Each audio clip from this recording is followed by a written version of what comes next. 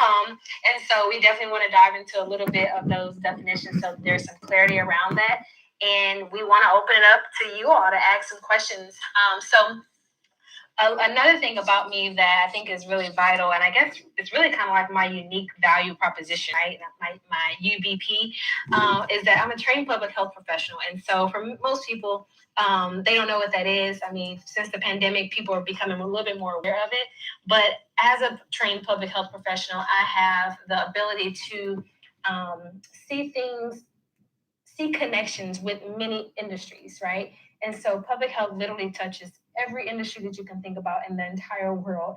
And because of my training, when I am working with somebody to, develop their sponsorship proposal in deck and really trying to help them really think creatively about what partners should be at their table, I really use my public health hat because I know that if you are a nonprofit organization and you are doing um, food or housing, right? I know you can tap into the banking industry. I know you can tap into the healthcare industry. I know you can tap into many other industries that most people don't think about because they're are typically focused on their single industry. And so I help my clients get outside of the box, and that allows us to use the creative side of our brain in order to execute events that will be pleasing to their audience, but also pleasing and satisfactory to their sponsors. Because the whole idea, I look at sponsorships as kind of like a relationship because it is, right? In sponsorships, you Yes. are cultivating relationships. And the reason why I look at it that way is because, you kind of go from this stage of courting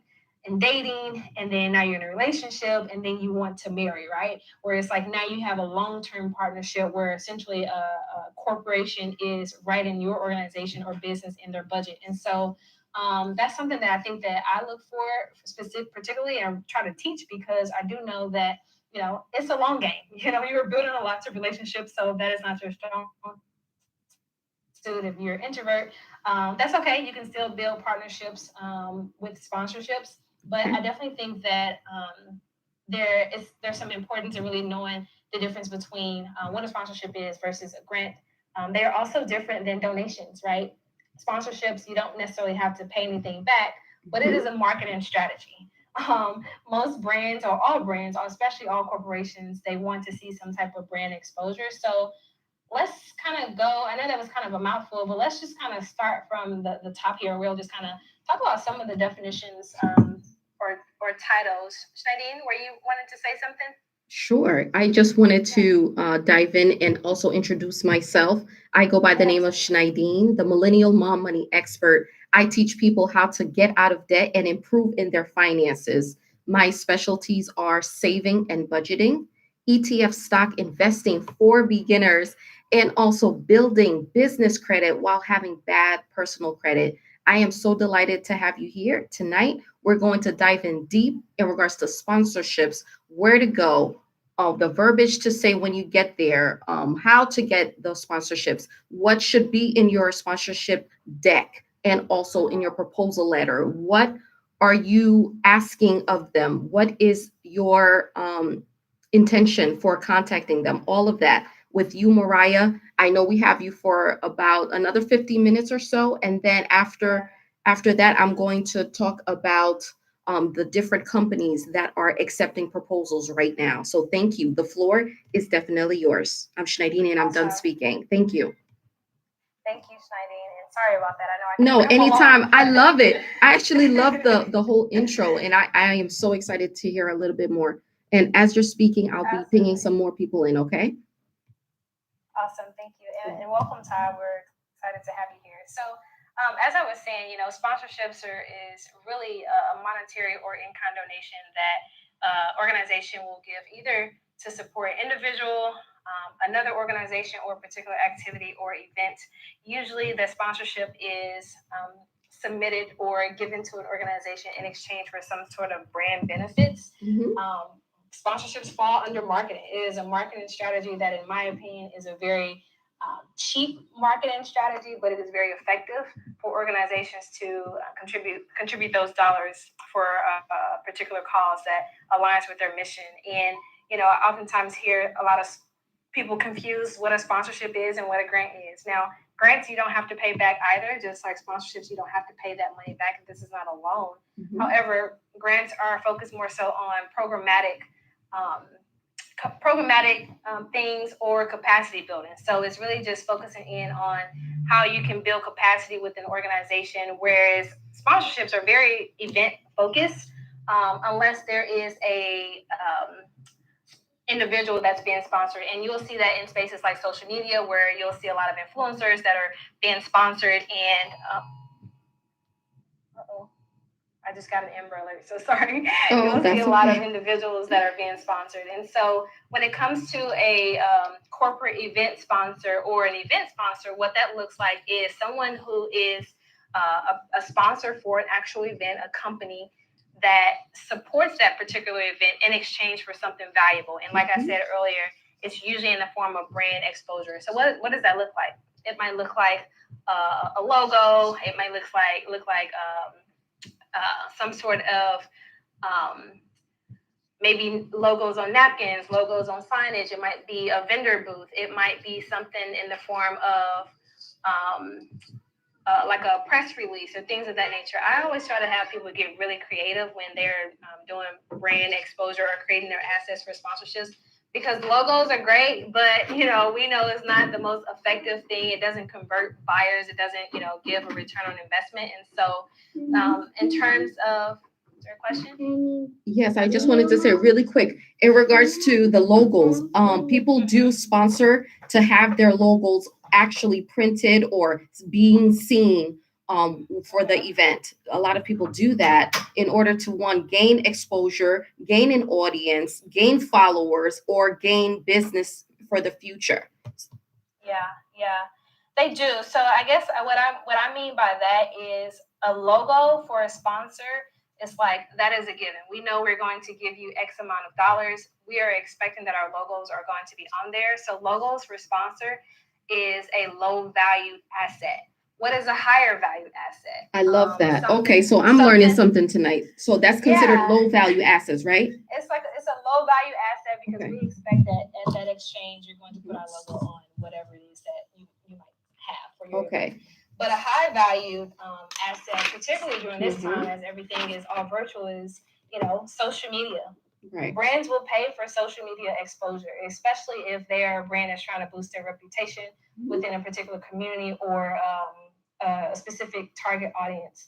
And so another thing that's a really high valued asset would be speaking opportunities. In this world where everybody's positioning themselves as thought leaders, Mhm. those speaking opportunities are great for organizations to position themselves in a way that um, paints them as the industry leaders. And so those are more high value assets. And of course, I always encourage people to be creative. I'm actually working with a gal now here in St. Louis who hosts a fashion show each year, and one of her sponsors is basically in the fashion industry. They do shoes, and last year they donated shoes. Well, I'm proposing for her this year. It's like, yes, we still want those shoes to be donated, but what if we created almost like a gallery space where if they wanted to promote a fall line or spring line of shoes, or maybe there's 4 or 5 shoes that they want to have almost like as a gallery style, where there's QR codes that as people are coming to these fashion shows and they're looking at these shoes,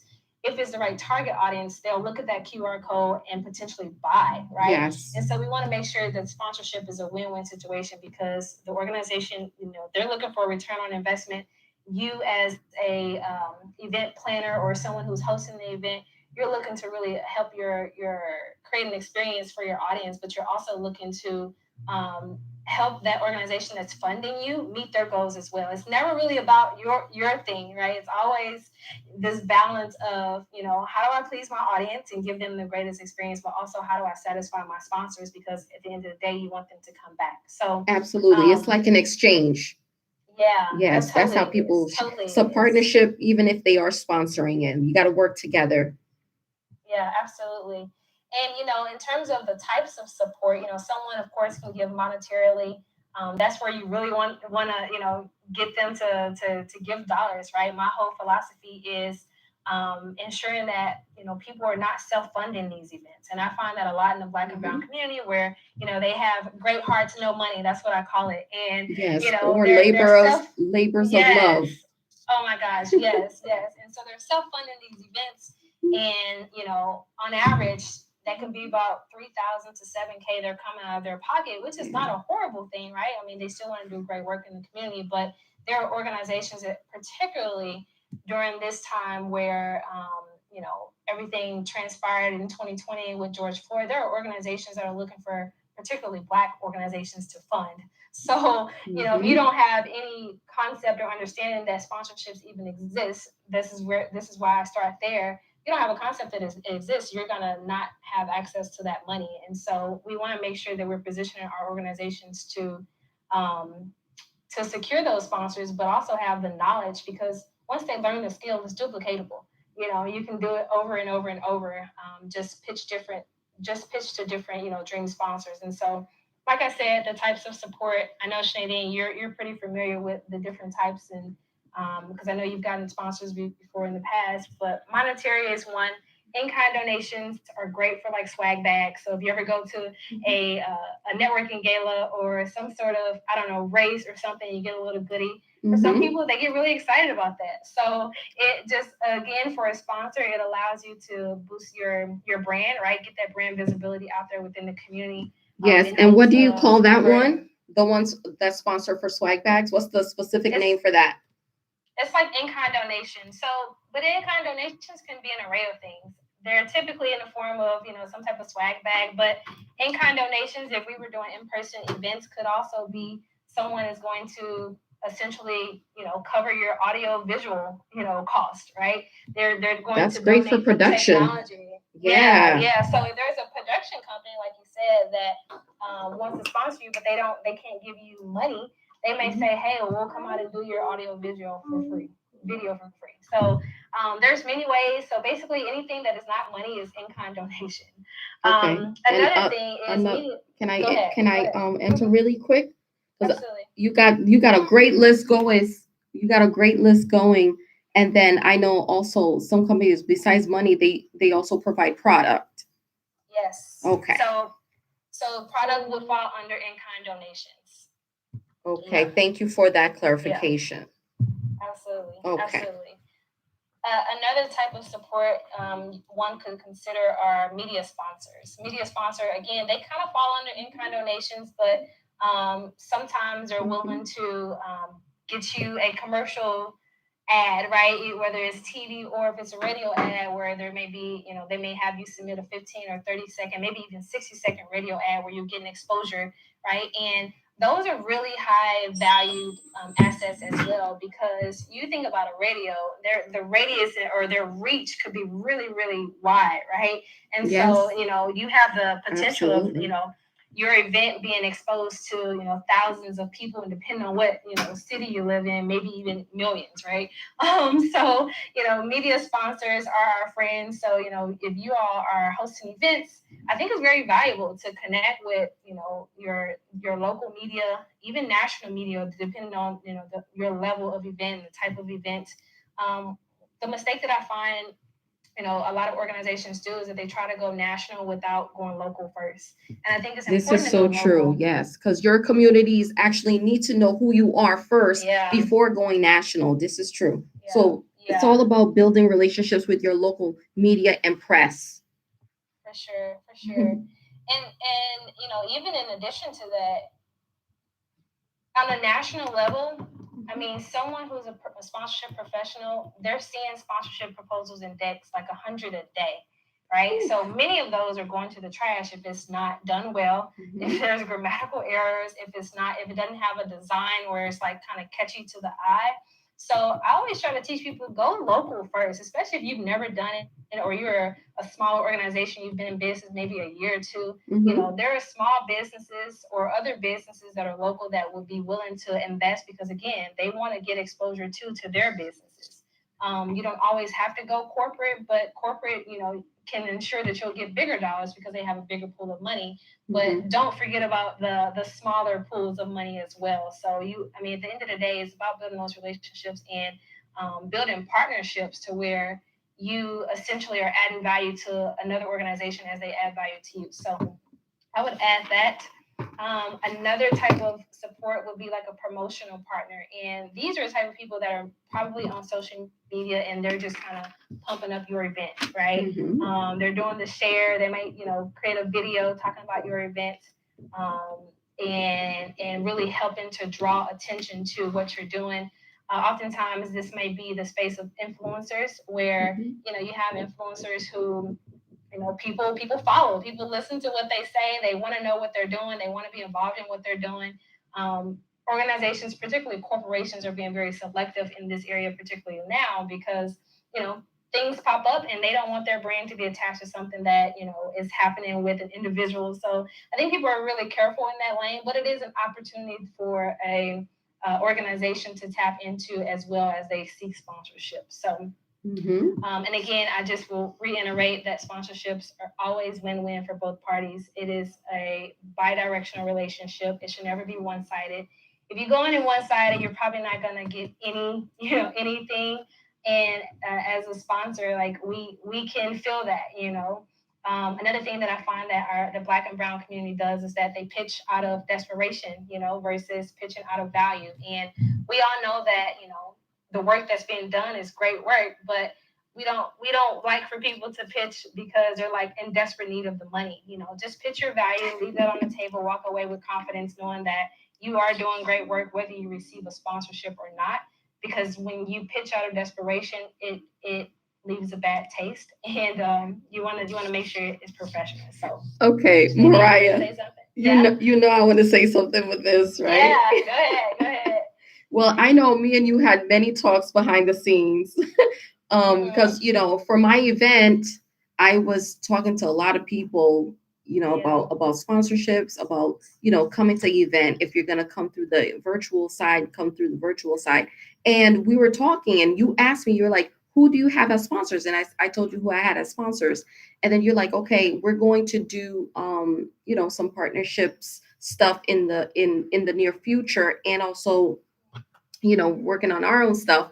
And then I said, see, this is exactly what I'm talking about, because I don't ever want to reach out to anybody or any corporations or local businesses last minute. You do not ever want to look desperate. And I said to Mariah, listen, honey, I'm not going to pitch anybody because I walk in abundance and I'm not going to look like I'm desperate. And that was exactly what we said. Yep. I love that you brought that up too. Yes.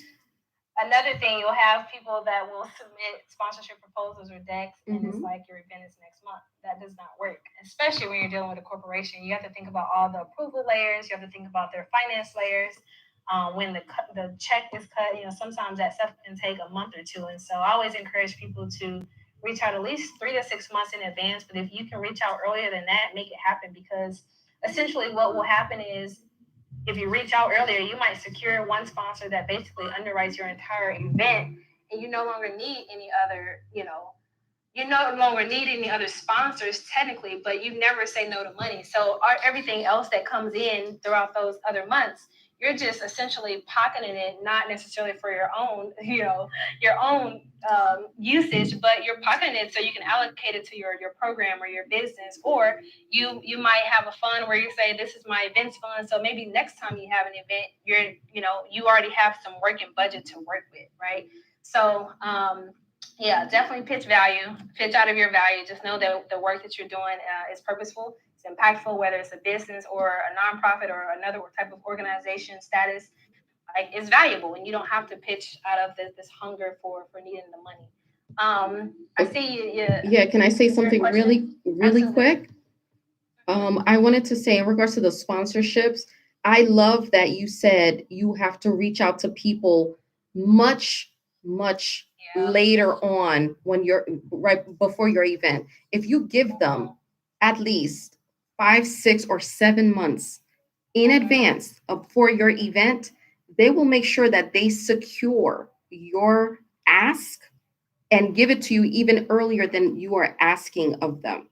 Why? Because you're coming to them prepared. You're coming to them and you're saying, hey, this is what I need from you. This is what I bring to the table. And when you show your value, you're like, hey, if you want to partner with me, that's great because this is what I have. I am the table. It would be beneficial for you to partner with me. You understand what I'm saying? Because when people see your value, they're like, oh my goodness, she's dope. I actually want to help her organization. I actually want to help her business or her brand. You know what I mean? But when you're coming to them and you have 5 days before your event, you're like, really, girl, you really think that we're going to do this? But so what I say to people is this: you got to really think about it, because if you're dealing with a corporation, you got to go through so much of approvals for different marketing departments, and then they got to cut that check or send you the product, which takes a lot of time. So thank you for adding that. Yeah, no. Thank you for adding what you added. I think it's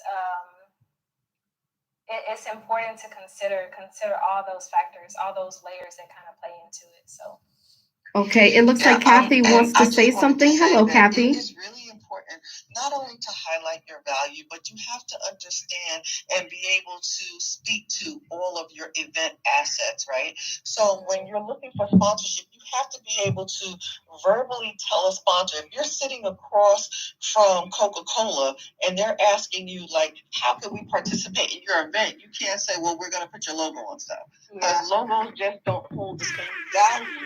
You want to look at ways in which the sponsor can interact with your event. Like, that's really important. Like, just looking at all your assets, the way in which they can interact with your event, the way in which they can interact with your attendees, right? Mm-hmm. Those things matter. And also, too, you want to make sure that you are giving a clear and concise picture of what you're doing for them, and you're not over-promising. It's always better to under-promise and over-deliver. Absolutely, right? Because you're going to have to give account of that after your event to the sponsor of exactly what you did. And it's better for you to downplay what you're going to do and let the sponsor be wowed and amazed by what you do at the event, because that's going to keep you top of mind when you go for a multi-event, because nobody wants a one and done, right? You always want sponsorship to be a multi-event, multi-year situation.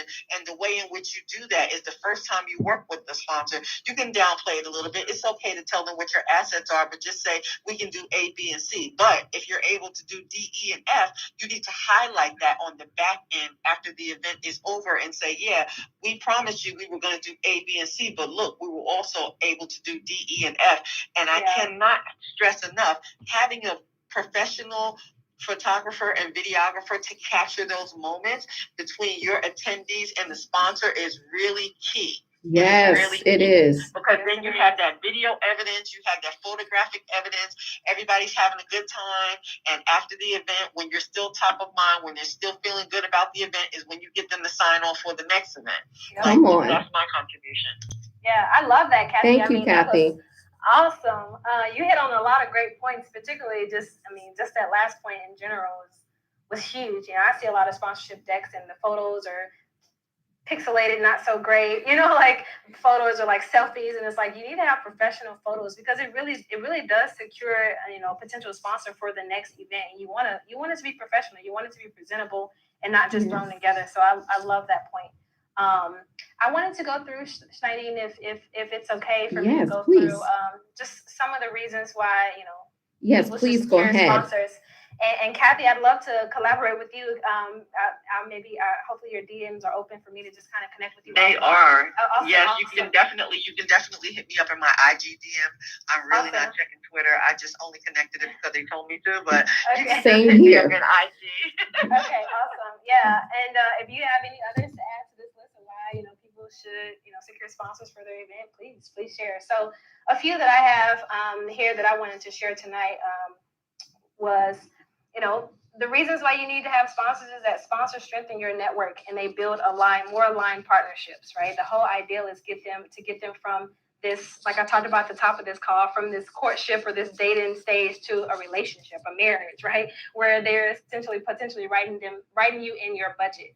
Another reason why you want to secure corporate event sponsors or sponsors for your next event is because sponsors add credibility to your organization's event, and not only that, they actually also magnify your or magnify your brand reputation, especially if it's like a well-known corporation that people love. Let's say like Target, right?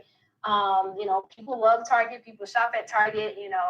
And Target has made some great 180s over the last 12 months, and so to boost that brand reputation, like organizations want to be connected to larger brands, and this is what I feel like some people don't value as much, like in-kind donations. Mhm. An in-kind donation from a huge brand like Target or Nike or whatever is still very valuable because, again, when you put that in your next sponsorship deck, you can say you've worked with X company, and once they see that logo from a reputable brand, they'll probably have. There's more likely they'll have more buy-in, right? Because they'll say, okay, this is a trusted source if Target put their logo on it, right? So that's something to keep in mind. Another thing is sponsors. I'm sorry. Can I just speak to the point you just said? Yeah, absolutely. Go ahead. What we all need to keep in mind is when you're dealing with sponsorship, right? You need to understand that every sponsor doesn't have to be monetary, right? Yeah. But it's still value. So let me give you an example. If you're dealing with your local bank or your local credit union, right? I'm going to give you an example of how this worked for a client of mine. It was a local bank, a local credit union. She was having an event. She went to the bank where she banks at, and she said, "Hi, my name is, here's my business card. I'd like to set up a meeting." Set up the meeting. We already had, her scripted out of what she was going to say and the questions she was going to ask and all that. What she walked away with was the equivalent of a $5,000 sponsorship, right? Yeah. But that was in gift cards. How did that work for her? Because she was able to go on her social media and say, for the first 20 people who sign up on Eventbrite for my event, you're going to be automatically entered to win a $50 gift card. Who doesn't want free money, right? But it was budget relieving for her because she didn't have to come out of her pocket for it. And she was able to get 20 people to sign up. She gave away one gift card that she didn't have to pay for. That has value, right? And then she kept some of the gift cards for the actual event. People got, her VIPs, they got gift cards in their swag bag, things like that. She's able to activate that sponsor by having them participate before the event, during the event, and after the event. And it worked out really, really well. So never discount in-kind sponsorship, the stuff that you get, because that has a lot of value. And here's the thing, as Mariah was saying, when you have a sponsor's logo, when you're able to tell another brand, well, Target's on board, they're not going to ask you what kind of sponsorship it was, how much they gave you. Yeah. Companies don't ask you questions like that, but it's going to increase your credibility because you have that sponsor attached to you. So never, ever think that the in-kind sponsorship doesn't have value, because every sponsor that comes on board to sponsor your event is budget relieving, and that's what you want to avoid, having to come out of your pocket for the sponsorship. And the other thing that the sponsors can give you is media, right? Yes. They have a bigger network. They have bigger media. They can bring more attention to your event by putting it in their newsletter, by putting it on their social media, by putting it on their website. They reach millions of people, and this could 10x your event. You know what I mean? And also they can have their employees come in. A lot of larger brands have their employees come in on the day of your event to help out with the event. That's also budget relieving, because then you don't have to have more of your team stretched out during your event. So come on now, yes. That is awesome. That is awesome. No, I love everything that you talked about, Kathy. You're so spot on with it. I mean, don't discount the in-kind donations, because they are just as valuable. So I love that.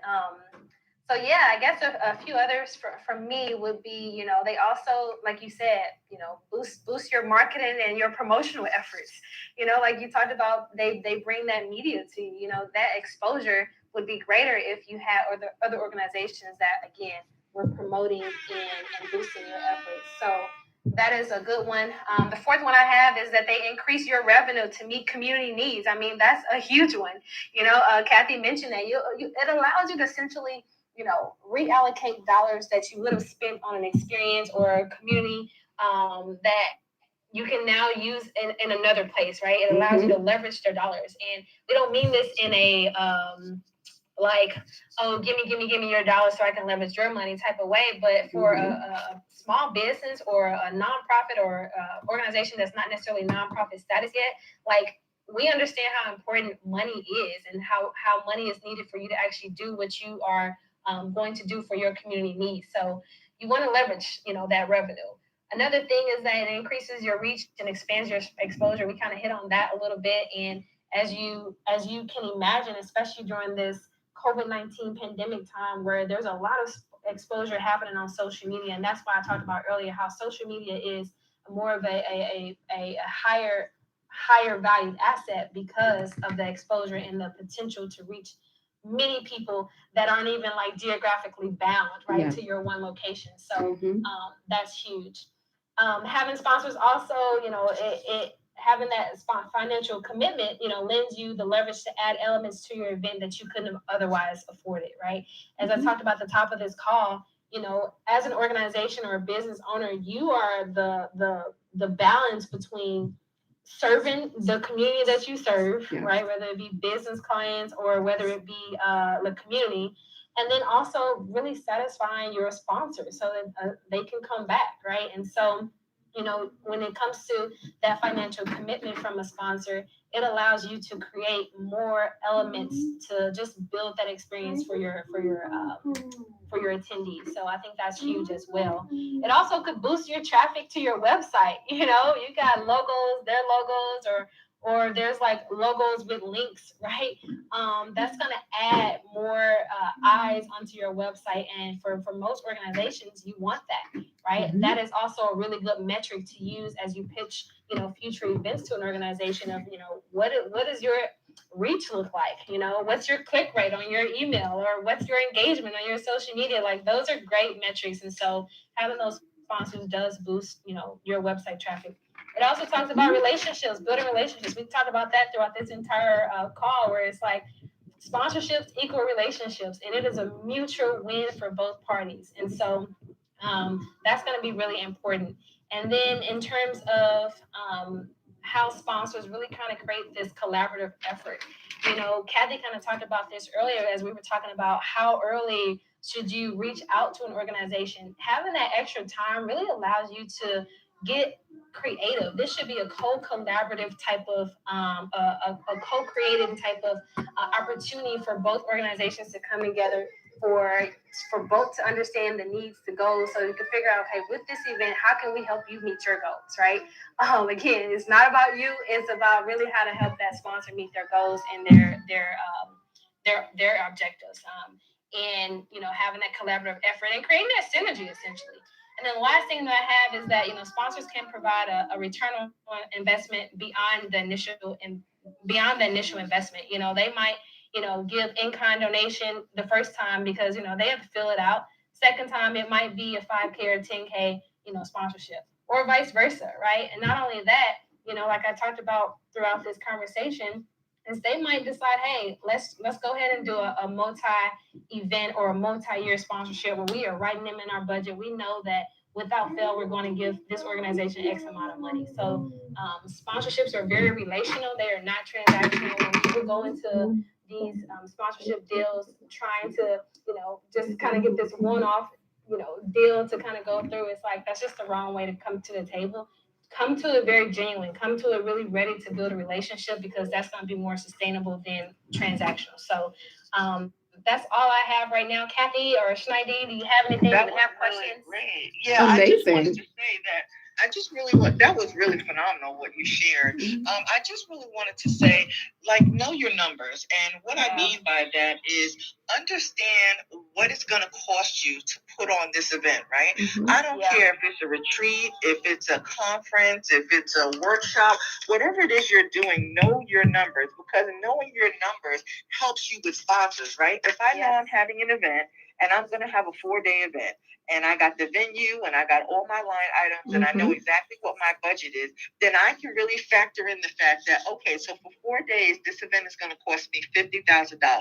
Then I can ask myself, what sponsors share an audience with me, right? What is the theme of this conference that I'm doing? Is it about women's empowerment? Am I going to talk about finances? Am I going to talk about health and wellness? Am I going to talk about relationships? Like, what am I going to talk about? What kind of speakers am I going to have? And then I can say, okay, so I know these sponsors or these brands really resonate with the audience that I have. I share an audience with those sponsors. So I can start reaching out to them. But knowing that my event is going to cost me $50,000, I have to factor in my profitability, because the sponsor is in business to make money, and you also are in business to make money. That's whether you are nonprofit, that's whether you are for profit, that's whether you're a small business, that's whether you're a nano influencer, whatever that looks like for you, you have to factor in your profitability, because nobody goes into business to lose money, right? And here's the thing, all the sponsor really wants is a really phenomenal event, top class, a great venue, right?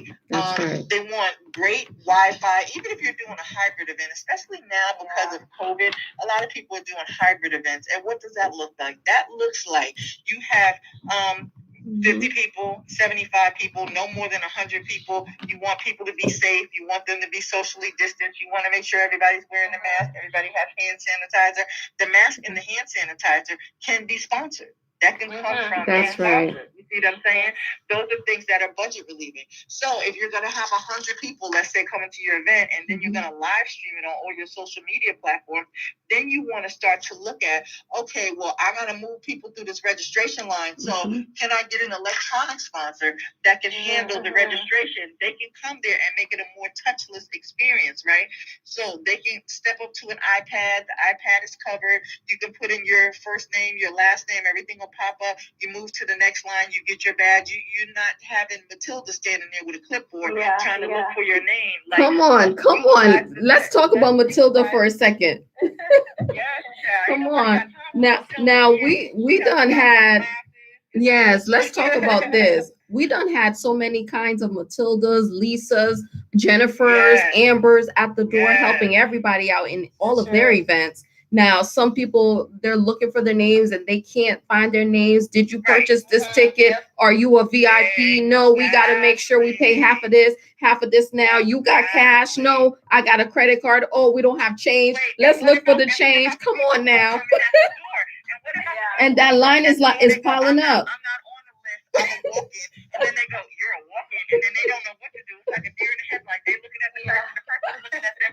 All of this is a reflection on you as the event producer. Exactly. You just move Matilda on out the way, and let's utilize all this technology that we have. And we can say, okay, so you went through Eventbrite, you should be here. Right. Download it into this iPad. And again, the iPads don't have to come from you. You can get yourself a registration sponsor. You can get yourself a lanyard sponsor. You can get somebody to sponsor the swag bags, right? Or you can say, we're going to be good to the environment, and we're going to have like an online swag bag, right? We're going to just do everything digitally. Take advantage of the technology and let the technology work for you, and get yourself some social media warriors who will be using vanity hashtags throughout your event. If you're having a 1 day, a 2 day, a 3 day event, your social media warriors need to be on it. They need to be on every single platform, and you need to know who's doing what. You're going to be on Facebook. You're going to be on Twitter. That's right. That's right. Delegate it out. Yeah, you're going to be on Clubhouse. You're going to have all these people doing all these things. You're going to need a team. Don't try to do it all. Why? Because you got into this business because you love it. But if you go about trying to be a jack of all trades, doing everything, you are going to burn yourself out. You're going to pass out and be exhausted. And then it's going to turn to be work. And then you're going to come to detest it, and you don't want to do that. So wherever you can, try to delegate. And make sure that the sponsorships work for you. Again, the registration desk. If you have a VIP and you're going to have a VIP speaker, can there be a sponsor to pay for the VIP speaker? Pay to fly them in. Can you have Uber and Lyft? Can they be sponsors? That sort of thing. Can you do the ride sharing thing if people don't want to drive? Things like that. So you have to look at all the ways that sponsors really are budget relieving to you and create an unforgettable experience for your attendees. It has to work for the sponsor. It has to work for you as the event producer, and it has to work for the attendees. You have to make it a win-win-win for everybody, so that your attendees walk away saying, "Wow, that was like a really great event." And it wasn't even an event; it was an experience, because people want to go to an experience. Make it an experience. That's right. And especially now, because people crave human connection. They want to go out. If they're going out, it better be for a good cause. And they need to have an experience. It's true. It's so true. It's so true. So when you're planning your next event, keep all of these tips that we're giving you in mind, because I promise you it will make the difference, and it'll put you head and shoulders above your competition. Oh, I love it. Start making yourself a list of what brands share the audience that I have. And the only way you're going to know that is to know your audience. You have to know who is attracted to what I'm doing, who raises their hand and say yes to what I'm doing. Is it women? Is it men? Are they millennials? Are they Gen Xers? Are they baby boomers? That sort of thing, because that's going to tell you exactly which brands you need to be reaching out to. And you have to do that, because it's going to make such a difference. You do not want to have AARP as a sponsor if all of the people that you have are millennials. That's right. As a sponsor, that makes sense. It has to make sense. You know what I mean? Sure. And you don't want Zumba as a sponsor if everybody is 55 and over and there's an AARP crowd. So you have to make sure that you know exactly who your audience is, so that you make sure you're in alignment with the brands that you reach out to, and that you and that brand share an audience. And either that is an audience that they want to get in front of, that they want to serve, or an audience that they already serve. Yes. Well, what about, see, we talked about all of this stuff with the event happening. And for me particularly, I love the fact about the registration sponsor, because that I've seen it. I've experienced it when I was starting the events as an event organizer earlier on years ago, because I've seen so many different lines with Matilda, of course. And of course, I loved when you talked about social media warriors, having people work for you and help you out. Oh, I see my girl Beth. She is one of my social media warriors. Hi, Beth. I definitely want you up here. If you can. The reason why I'm saying Beth is because I've met her about 4 years ago. And since 4 years ago, she has been with me, riding with me in almost every single event that I have. And of course, me for her too. And anything that I have, she one either sponsors, she two promotes it, she shares it, she makes sure everybody, make sure eyeballs are seeing your events, basically. If they cannot come to your events, make sure, we need eyeballs on events. So make sure if people just need to see it. If they're interested, they'll click, and if they're more interested, they'll purchase your ticket to come out to your event. I'm Schneidine, and I'm done speaking. Hi, Beth. And the best thing that you want is to have a waiting list for your next event, right? Yeah, you do. Want people saying, okay, I couldn't make it to this one, but I promise you I'm not going to miss the next one. You know what I mean? And that's where social media warriors come in, and they can be invaluable to you. Yes, absolutely. Absolutely. Yes. Hi, Beth. Did you want to say something really quick and greet the room? Oh, no, I was just going to say hi. Hi, Schneidine. Hi, Mariah. Hi, Kathy. Anita, I think, and Malia, maybe. I hope I got your name right. Hi, everyone. I was just saying hi. Thank you so much, Beth, for coming through and saying hello to me and everyone else. I appreciate you for being here. We're talking about sponsorships here tonight. Thank you. Cool. Hey, Schneidine, I actually wanted to touch on something that Kathy talked about. Yes, please. Budgets. Yes, I know. I feel like budgets can be a totally different topic, and we can go all day on that, even on, knowing what brands have your shared audience, because, a lot of people aren't thinking about, they're just thinking about demographics and not psychographics. And you need both, right? To identify the right brand partners to connect with. But in regards to budget, I found a lot of organizations that they'll only ask for what they need to cover the event. I tell my clients to add at least 15 to 25% extra, because again, profitability. Right. You got to be profitable. You need to make money, and particularly for nonprofits, they kind of shoot themselves in the foot, where it's like, we just want to cover the event so we can have it, and not really think that, let me create a bucket of extra money so that I can either allocate it somewhere else for the business structure, Or again, for the next event, I'll already have some money in a bucket that I can use. And so I always tell them, add tax on it. You know, if you add the tax. If it costs $7,000 to run your entire event, that could literally be one sponsor that can come in. They may do 7,500, right? That one sponsor has basically covered your event. Any other sponsor on top of that literally is extra money. But if you don't know your budget, you just kind of probably sell yourself short. So I wanted to hit that. True.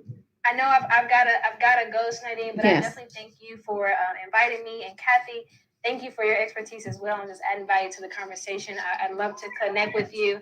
Yes, definitely. And, you know, if anyone in the audience wants to connect to learn more, you can DM me. I do have I am launching a 6-week program to really teach, again, my audience is minority-owned businesses and organizations, really how to position themselves to secure corporate event sponsors and really kind of understand what it looks like to actually pitch to an organization your event with confidence. So thank you again so much, Nadine and Kathy and Beth as well for joining us on the tail end of this. But I appreciate you all. Yes. And I just wanted to say at the very end, you guys, please reach out to Mariah because she is amazing at what she does. Again, she is going to have her program coming up very, very soon. So slide in her DM, ask her questions, and make sure you register so that way you can have more. And she will show you all of the strategic ways on how to get approved for corporate sponsorships. Yeah. Okay. She knows how to do this. So she's the right person to contact. Thank you so much for being here. And I appreciate your time and good luck with your event starting in 2 minutes. Bye-bye now. Thank you. Thank you. Bye-bye. Yes. So I thank you guys. Yes, Kathy, thank you for also being here and also contributing to this conversation. I'm going to say more because now we're going to get into the second part of this conversation, which is brands. Oh, actually, even before that, I wanted to talk about where to go to get sponsors because people are saying, hey, I'm having an event. I don't know where to go. I don't know what to say. I need help. How's the sponsorship letter gonna look like? What am I gonna say? Yes, you know what I'm saying? Yes, because all of this, people are clueless. They really are. And the first thing that people need to understand is the mistake that a lot of my clients make is they say, well, I'm a health and wellness company and I'm having a health and wellness conference. Okay. Well, that's great, but you don't just have to contact health and wellness companies. They're like, well, I need to get a vitamin company and I need to get a water company who does like special water, and I need like a fruit company. No, you do not. You need to think about your audience because although you're doing health and wellness, you have to think that every person that's coming to your event, how did they get there? They drove. What did they drive? A car. Every person in your audience lives somewhere. Where do they live? Is it an apartment? Is it a condo? Is it a townhouse? Is it a multifamily house?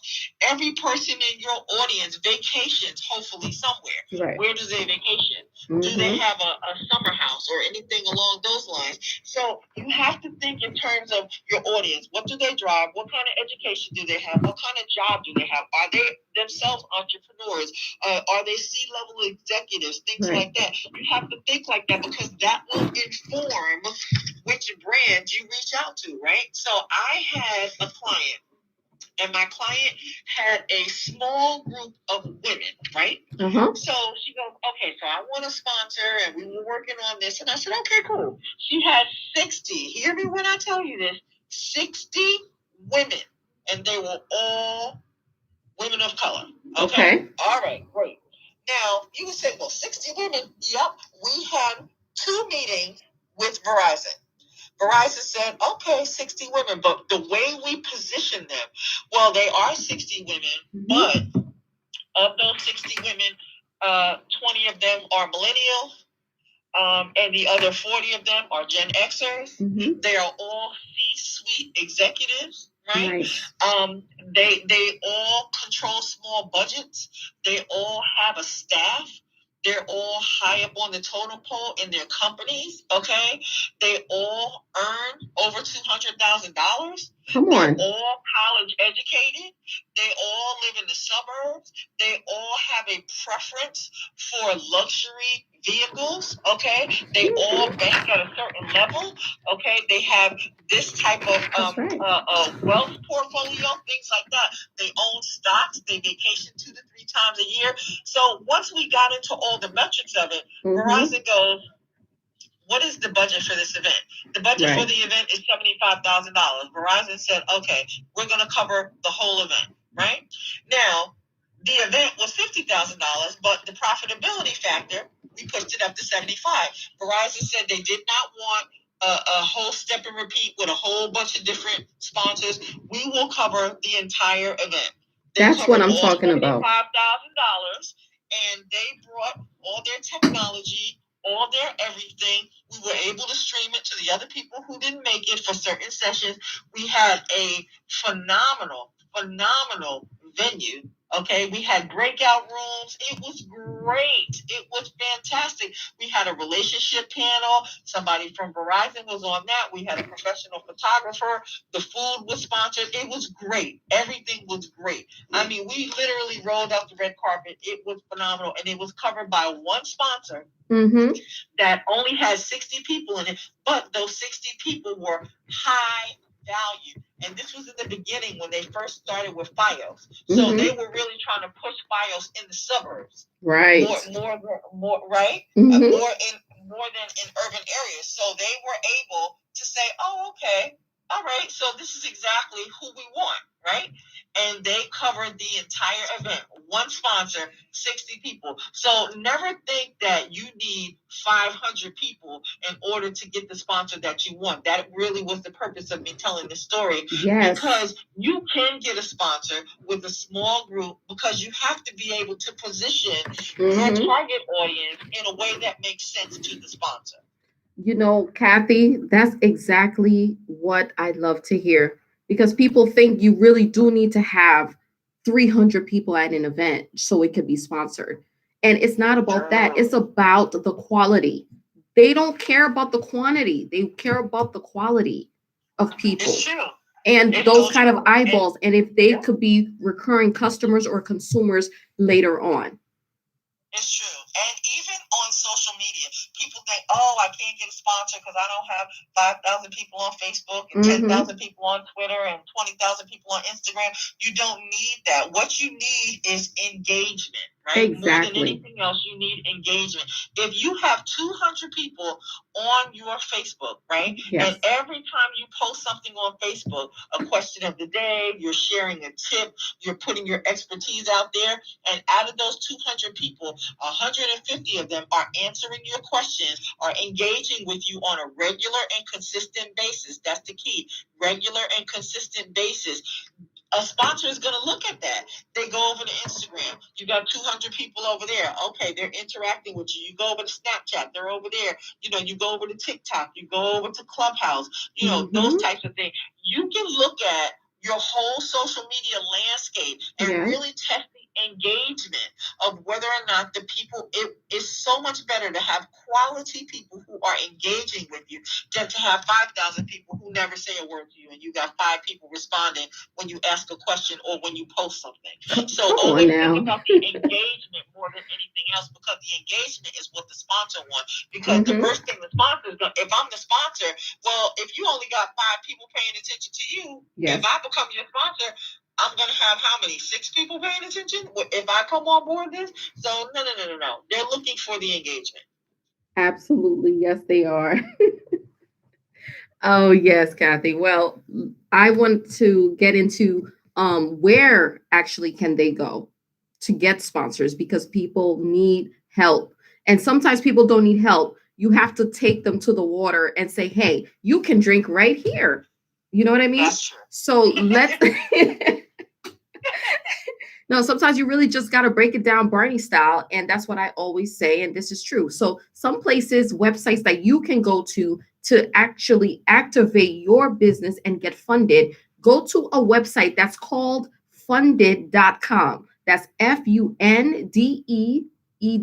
Okay. Funded.com. They are angel investors and they are looking for you to invest. Now, how does this work? You create your posting, which is to contact investors. Secondly, you engage with interested investors. So interested means whatever business or product that you're serving, make sure that it is aligned to the investors' interests. Okay, because if they're not interested in it, they're just going to pass that. The third thing is, how do you seal the deal? Well, you seal the deal by them funding it and you getting the investment that you need for your startup business or your brand. Okay. What do you think about that so far, guys? That is phenomenal. But the other place you want to be looking is on LinkedIn. Oh, yes, for the decision makers.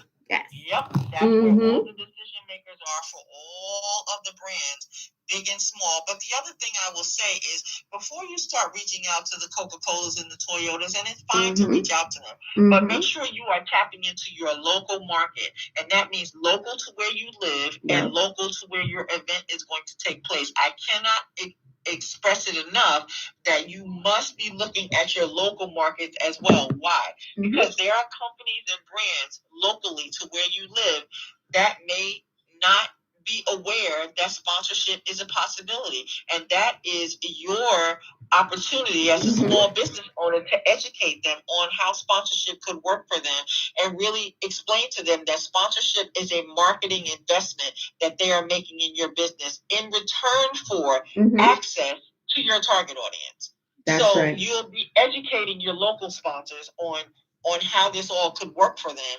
You know what I mean? And you can certainly position it like, listen, the pandemic was rough on everybody. We're all just trying to get back to some sense of our new normal. That's and right. So, you know, I have a phenomenal opportunity that I'd love to discuss with you. Can we schedule a meeting? It can be something as simple as that. Walking into a bank, walking into a credit union, walking into a real estate office, a mortgage company, you know, things like that. It could just be as simple as that. It doesn't have to be like real long, drawn out, fancy. Just like, I have an opportunity that I think you would be a good fit for based on the people that you serve, and I would love to talk about it. Do you have some time Friday at 3? Right. Always never say, can we talk next week? Always put a date out there. Whatever date works for you, because then that changes in their mindset. Psychologically, it changes from a yes to a no if you say, can we meet next week, to a let me see if Friday at 3 works for me. That's right. You see? And so people always do what they want to do anyway. Absolutely. And if Friday at 3 doesn't work, they're going to look for an alternate date. That's as right. Opposed to just a no. They're going to look for an alternate date.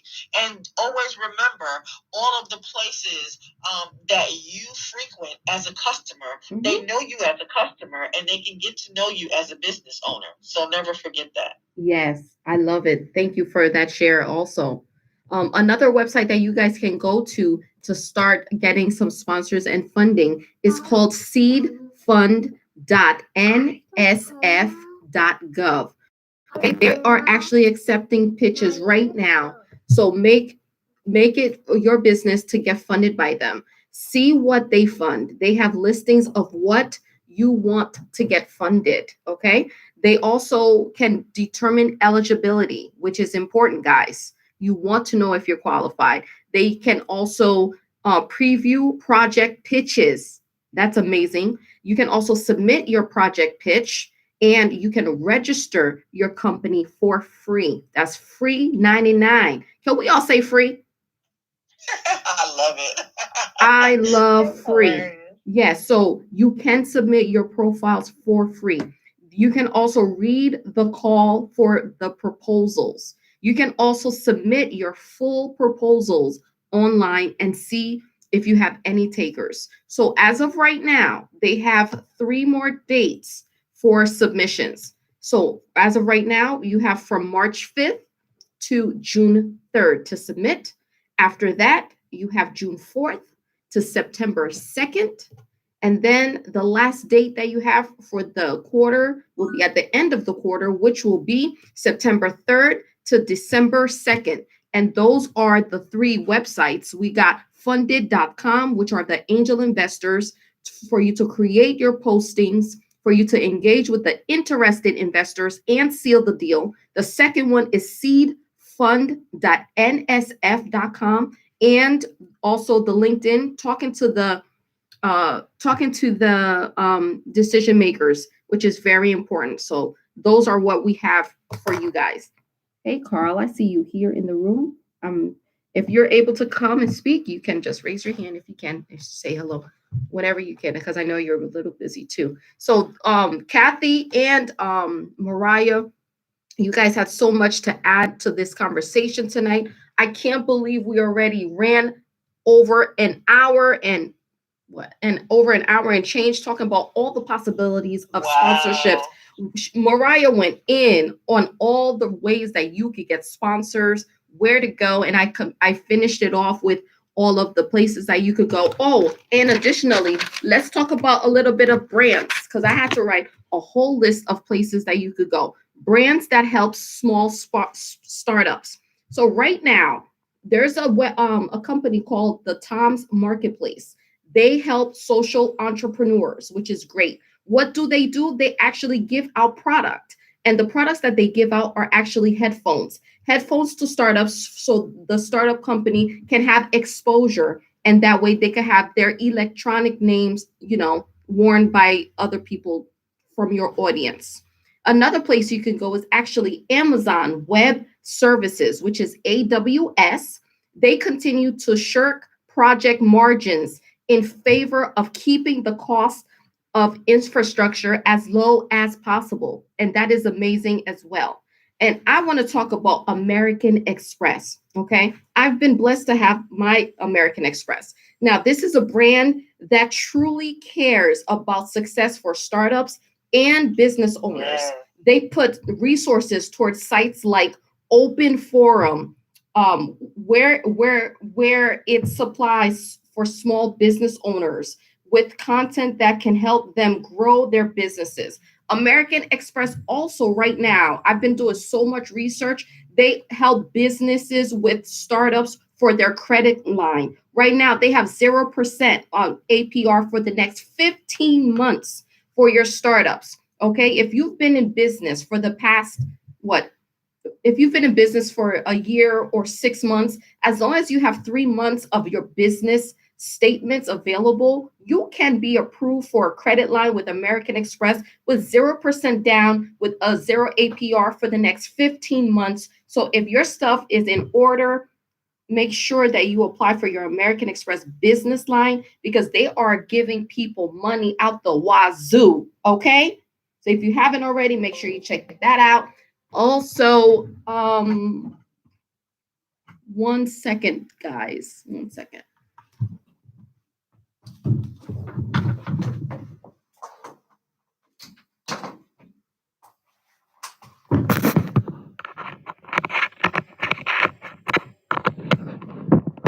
And I would just like to say that when you are doing your sponsorship deck or your proposal, Yes. make sure that when you're doing that, you are including all the audience data, right? Oh, yes. Because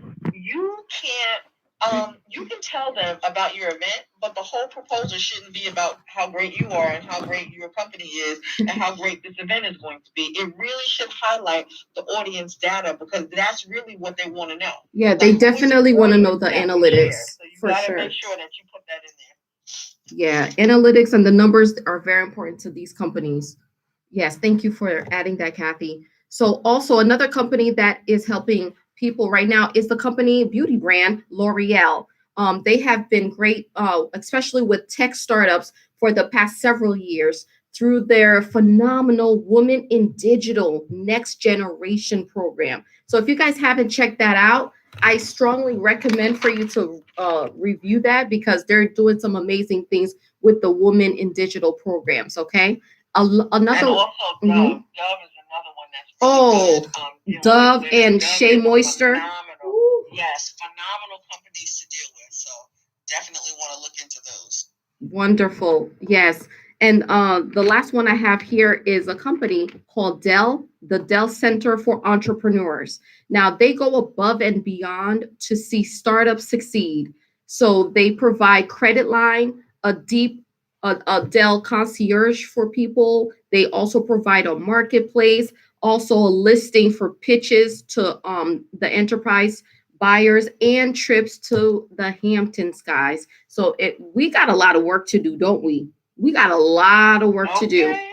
A lot of work, because I thought I'm starting to get sponsorships, but every single day I'm learning new ways on how to enhance, how to build my brand even more than I did yesterday. And the more that we read, guys, and the more we talk to other people, the more we collaborate and really ask people some questions, you'll be surprised as to how much information and how much your business can go up from, for 5 digits to 6 to 7 to 8. So I personally myself, I feel like I have a whole lot of work to do. So that's what I wanted to share tonight with all of this information on sponsorships. Yes, phenomenal. Phenomenal insights. I love it. I love it. I love it. I love it.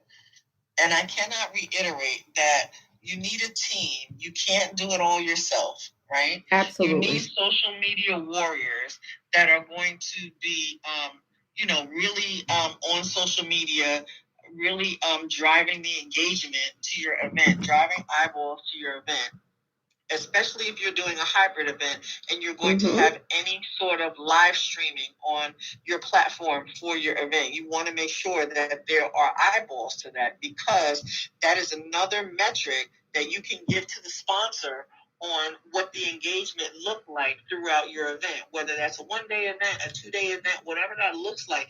You want to make sure that your social media warriors are really making sure that people are seeing the content, that they're engaging with you, right? Because all of those things can be tracked when you're using a vanity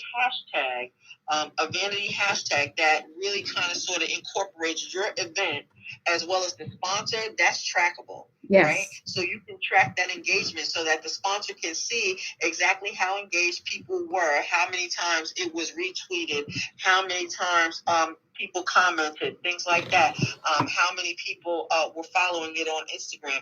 How many original visitors and digital impressions did you get to the event website? Things like that. So start thinking about ways in which you can connect with a sponsor on that level on social media, and make sure that you know what the sponsor's preferred social media channel is, right? Yes. So you don't want to be putting everything on Twitter if they reach out to their customers on Instagram, right? You don't want to be putting everything on Instagram if they reach out to their customers on Facebook. So a part of your homework is to know where they engage, and before you're asking for anything, you're providing value and you're following them on those social channels, because you have to give before you ask for anything. Yes, that's what I always say to people. You want to help people out. You always ask them too, how can I serve you? Because it's not about just taking. Oh, you just met somebody and you're already taking so much from them. This is why we're over here on Clubhouse providing our time for free 99.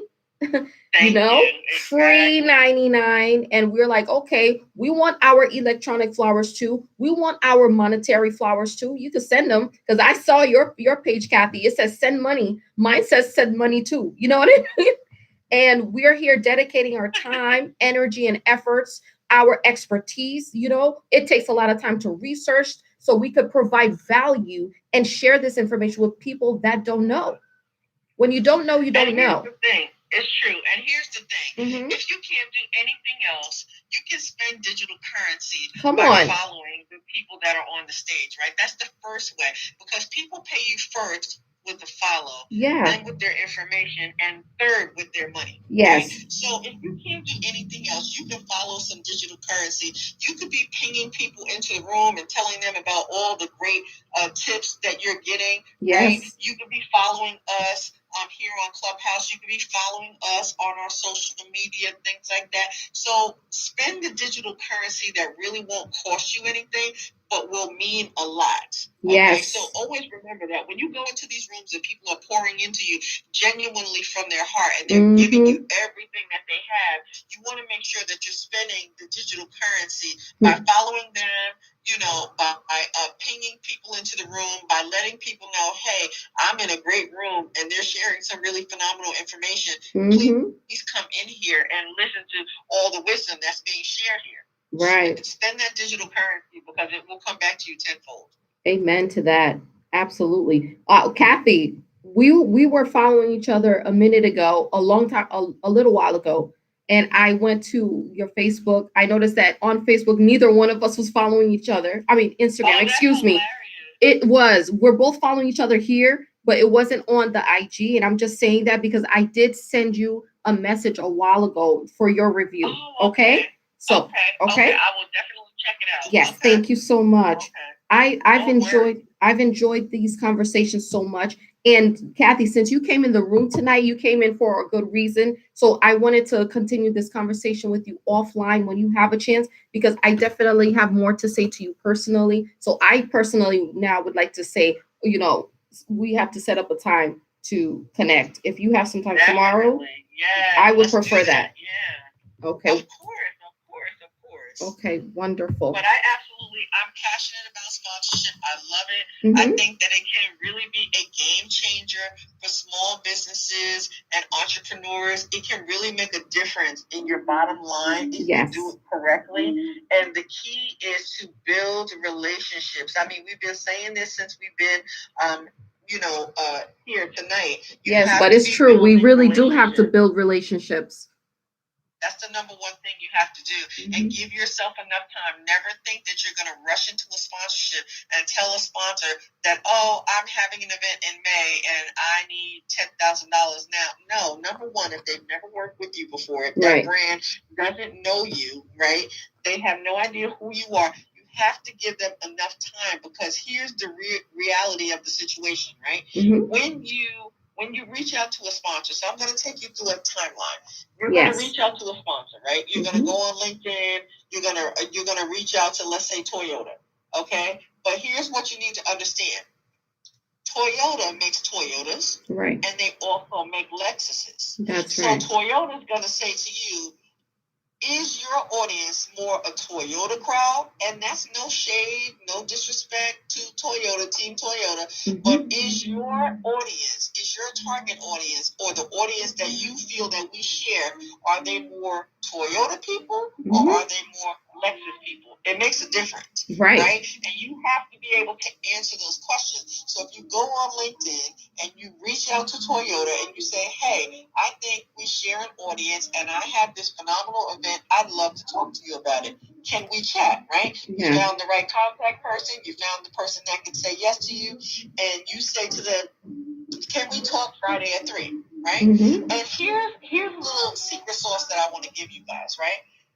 Go to Starbucks or Dunkin' Donuts, whichever you prefer, and get an e-card. Like, you can do it online now. You can get like those e-gift cards and ask the person for their email and send them the e-gift card and say breakfast on me, right? Or whatever, right? Or coffee on me or whatever. If you're asking them to spend any time with you talking about what your event and how you feel that they're a good fit, then give them something.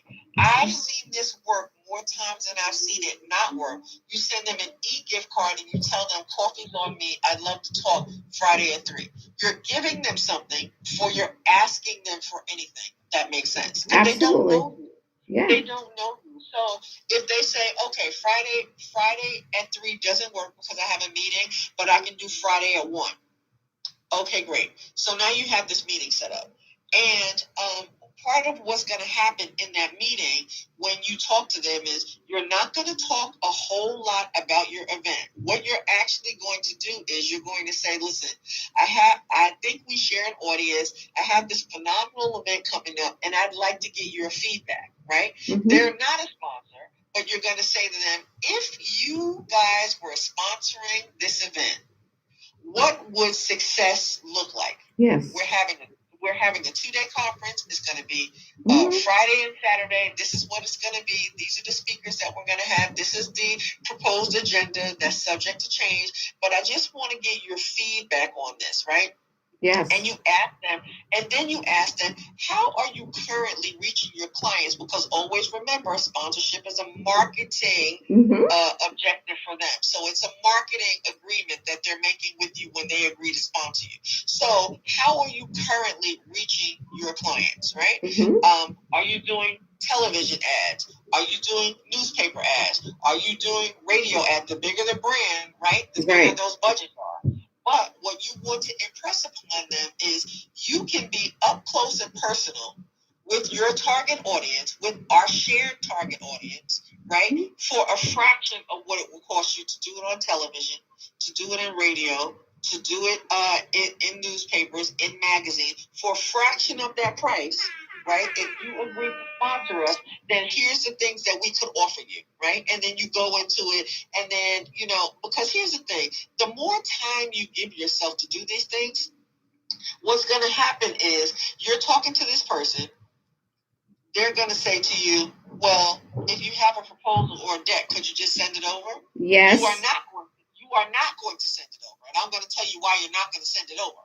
Because the minute you send it over to them, right, based on that one conversation, they're going to know that you already had this deck prepared. What you're going to say to them, whether your deck is prepared or not, you always leave a space in your deck for customization. Absolutely. And what you're going to say to them is, there's absolutely no way, Mr. Jones, that I can send over a deck because all our decks are customized. My team and I believe in high customization, high touch, and we never ever send over canned proposals. That's not what we do.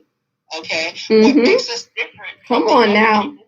What makes us different than the other people who may be pitching you is every single deck that we send out is highly customizable.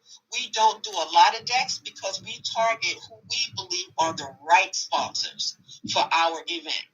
Come on. And so I would really need to know more about what your marketing needs are and what success looks like for you, whether or not you have sponsored an event similar to ours in the past. Those are the things that I would need to know before I can ever think about sending you a deck, because I need to know what your needs are so I can ensure that our event can meet those needs. I love that. Oh, wait, hold on. I'm sorry. I have to say something to you, Kathy. I just love that because I've done so many different types of events. I've talked with so many different types of sponsorship experts. Now, with what you said, I agree with it 100% because some people, first of all, when you finally get someone's ear, you don't talk and say everything about you, who you are, blah, blah, blah, blah, blah. You don't want to have diarrhea of the mouth. You want them to speak. Exactly. And you want to hear what they're saying. That way, whatever words they use, you customize your email and you say, hey, based on our conversation, I heard you say you're looking for this type of audience, you're looking for this timeline, and you want to, or you can provide this. You know what I mean? Whatever words they use, that's what you need to edit your email and make it sound like it's them that said all of this. That way, they can go to their higher ups or their person, because now you have an inside person working for you and say, hey, I actually talked to Kathy and she said what I said. We are in alignment. I think we need to give her event attention. She's asking for this. And I think we can talk to our marketing team and get this approved by 2 months or 3 months or 5 months from now. What do you think? And then later on, you say, hey, I want to follow up with you on a Zoom call. Can we connect next week at 1:00 after your lunch? That way now, not only the inside person is talking for you, but they'll also be included in the Zoom call. So now it's 3 or 4 of you getting on a conference Zoom visual call and saying, hey, what is it that you want and what can we provide and how can you be of value for me? I've learned that. Absolutely. Oh yes. And here's the real deal, right? So when you're reaching out to these brands and you're saying to them, hey, this is what I really want to do, and how do you measure success, and how are you reaching out to your clients currently, and everything that she said was absolutely 100% true, because you want to make sure that when you are in a position where you are having someone's ear, that you are listening more than you're talking, and you're taking notes about what they're telling you, because here's what you're going to ask them. Have you ever sponsored an event similar to this one in the past? What worked well and what could stand improvement, right? You're not asking them to bash another organization. You're asking them what went extremely well and what could have stood to be improved, because everything could stand improvement, right? Constructive criticism is helpful to everybody. You take copious notes on what they tell you worked well and you do more of that. Right. And you take the things that they tell you that they didn't like. Well, I didn't like the step and repeat. I didn't like our logo all over everything, because here's the thing. If you just throw their logo all over everything, you don't know if that's something that they actually want. Right. You have no idea that is the thing that really does it for them. What if they don't care whether or not their logo's all over everything? Maybe that's not the most important thing to them. Think about the type of organizations that you're reaching out to, and then ask yourself, what do they want? Do they want sales? And how do they want the sales? Do they want them online? Do they have a brick and mortar store? Do they want to get more foot traffic into the store? Look at how you can make a difference, right? And just in terms of sales, right? So here's the thing. I had a client who had a car dealership. Her sponsor was a car dealership. So he goes, well, success would look like, like 3 sales, right? Okay, great. What we did in order to activate that sponsorship was to say, okay, so everybody who has this keychain of this sponsor, right, is going to come to the event, and they're going to have preferred seating, and they're going to have this, and there were different perks that they got for having the keychain, right? Not just the keychain, but the actual key, because people will go out and buy a keychain in a hot second, and ain't nobody got time for that. So like we had the sponsor, and they were able to interact, and they saw all the people that came with the keychain. What did that tell the sponsor? That the event producer did their homework to make sure that there were enough people there. Now you're talking about 50 people who had this keychain. The sponsor was thrilled, right? Right. Why? Because this event took place in October, and what was the sponsor trying to do? Get new car sales for the new year. Right? End of year sales. Exactly. So we got a table set up right outside, right next to registration. They had a table set out. They had people out there, and they were saying, oh, wow, like, how do you like the car? Oh, I love the car. I'm very loyal to this brand. This is the 3rd car that I've had like this, and I gave the other one to my son, and blah, blah, blah. So people are telling their stories. The videographer is capturing those stories. He's taking pictures with the people, talking to the sponsor, and they said 3 sales would equal a win for them. They ended up getting 7 sales. That's so think right. about this.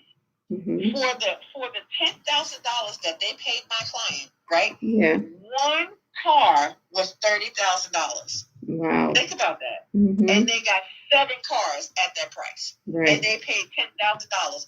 And I said to her after the event, I said, and what lesson did you learn from this? She said, I undercharged. I said, and what are you going to do now?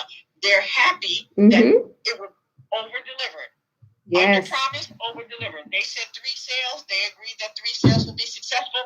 They got 7 sales. They over delivered. When they come back on board, you're gonna ask for 3 times what you asked for.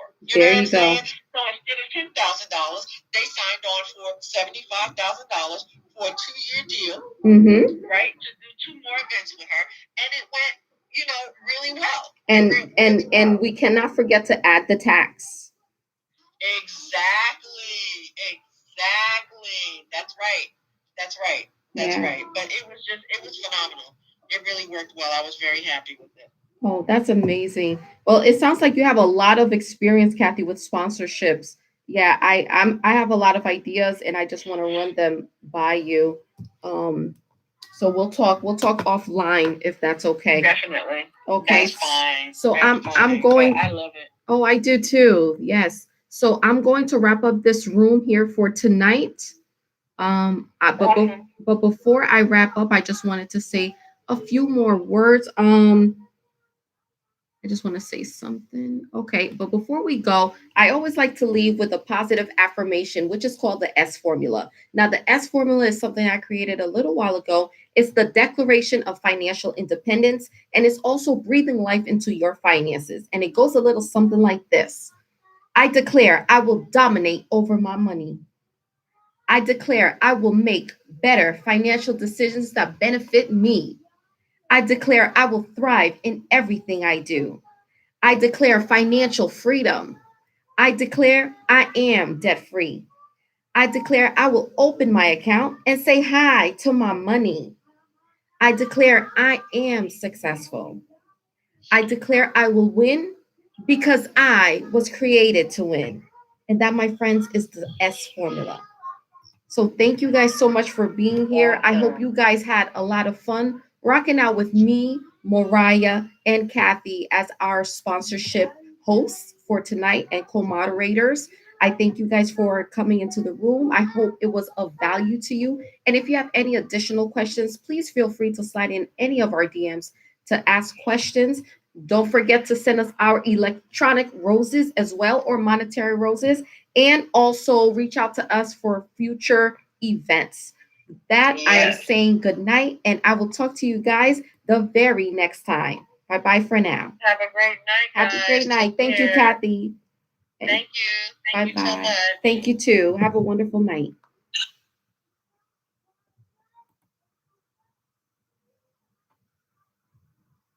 Thanks for coming, Carl.